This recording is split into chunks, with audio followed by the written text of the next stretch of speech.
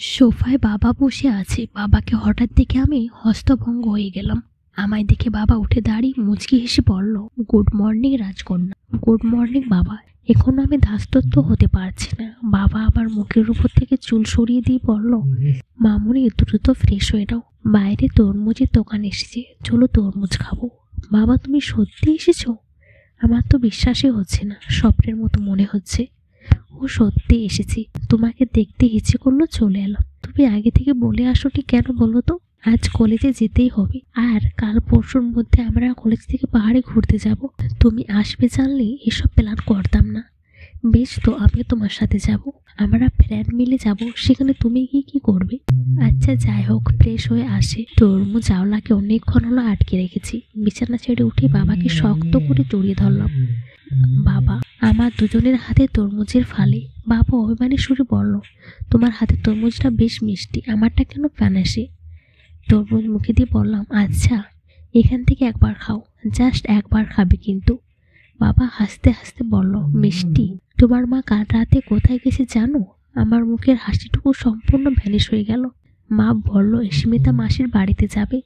তোমায় একটা সিদ্ধান্ত জানাতে চাচ্ছি। বাবার কথায় আমার হার্টবিট বেড়ে গেল। মায়ের বিষয় কি বাবা সব জেনে গেছে? জানারই কথা। অরেন আঙ্কেলকে নিয়ে তাদের মধ্যে বেশ কয়েকবার ঝগড়া হয়েছে। বললাম, কি সিদ্ধান্ত বাবা? তোমার মায়ের সাথে আমি আর সংসার করব না। কি এইসব কি বলছো তুমি বাবা? যা শুনেছ সেটাই বলছি। প্রতারণা যে করে আমি তাকে ক্ষমা করি না।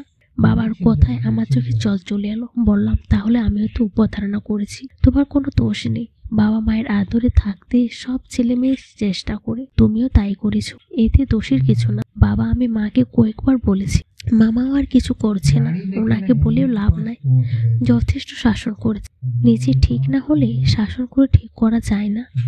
তুমি আর একবার মাকে বোঝাবে বাবা প্লিজ। অনেক বুঝিয়েছি, আর সম্ভব না। তোমার মা কাল রাতে ওই ছেলের বাড়িতে গেছে, কিন্তু মা তো বললো মাসির বাড়িতে যাবে। মিথ্যা বলেছে। আমি ওর সব কাজিনকে ফোন করে খোঁজ নিয়েছি, কোথাও নেই। আমি বাকরুদ্ধ হয়ে গেলাম। কথাবার্তার এই পর্যায়ে ছাদে মায়ের কণ্ঠস্বর ভেসে এলো। চমকে পেছনে তাকালাম, মা দাঁড়িয়ে। বাবাকে দেখে মা থম মতো খেয়ে বলল, তো তুমি তুমি কখন এলে? বাবা আমার চোখের ইশারে চলে যেতে বলল। আমি ছাদ থেকে নেমে সিঁড়িতে আড়ি পেতে রইলাম। যদিও বাবা মায়ের মধ্যকার কথা শোনাটা বেয়াদবি, তবু আমি সেই বেয়াদবিটাই করলাম। বাবার একটু কাছে গিয়ে মা বলল, তুমি হঠাৎ কাউকে কিছু না বলে আসলে। আমি কি যে খুশি হয়েছি, তোমায় খুশি করতে পেরে আমি ধন্য। আমি তো ভাবতাম তোমায় খুশি করার সামর্থ্য আমার কখনোই ছিল না। এভাবে বলছো কেন? কোথায় ছিলে সারা রাত জানতে পারি? মা আমতা আমতা করে বলল, আসলে বোনের বাড়িতে গেছিলাম। কোন বোনের বাড়িতে গেছো? দেখি ওর নাম্বারটা দাও তো, একটু কথা বলি। তুমি কি আমায় সন্দেহ করছো? সেটা কি আজ নতুন? কি করে বেড়াও আমি কি বুঝি না ভাবছো? এইভাবে এক কথায় দু কথায় বাবা মায়ের মধ্যে বেশ বড়সড় একটা ঝামেলা লেগে গেল। বাবা রেগে মেশে এক পর্যায়ে মায়ের গালে প্রচন্ড একটা চড় বসিয়ে দিল।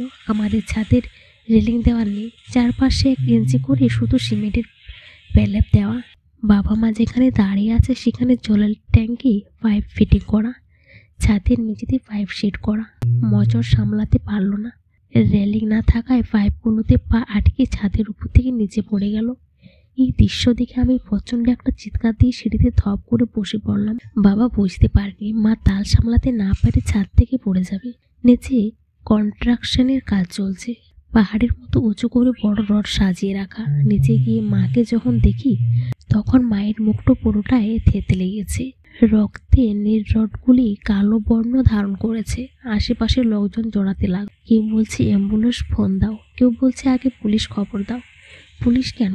বাবাকে কি পুলিশ ধরে নিয়ে যাবে? বাবা তো মাকে হিচ্ছে করে ছাদ থেকে ফেলেনি। মা পাইপে পাপ পেতে পড়ে গেছে। নিজেকে ধাতস্থ করতে বেশ সময় লাগলো। যতক্ষণ স্বাভাবিক হলাম বুঝতে পারলাম আমাদের বাড়ি ভর্তি পুলিশ। ছাদে সিভিল পোশাক পরা 2 জন তদন্ত করছে। পুলিশের কথায় যা বুঝলাম বাবা নাকি পালিয়েছে, তাকে পুলিশ খোঁজার চেষ্টা করছে। কথাটা শুনে আমার চারিদিকে শূন্য হতে শুরু করলো। বাবা কোথায় গেল? সত্যি কি পালিয়েছে? গল্পটা কেমন হয়েছে অবশ্যই কমেন্ট করে জানাবেন।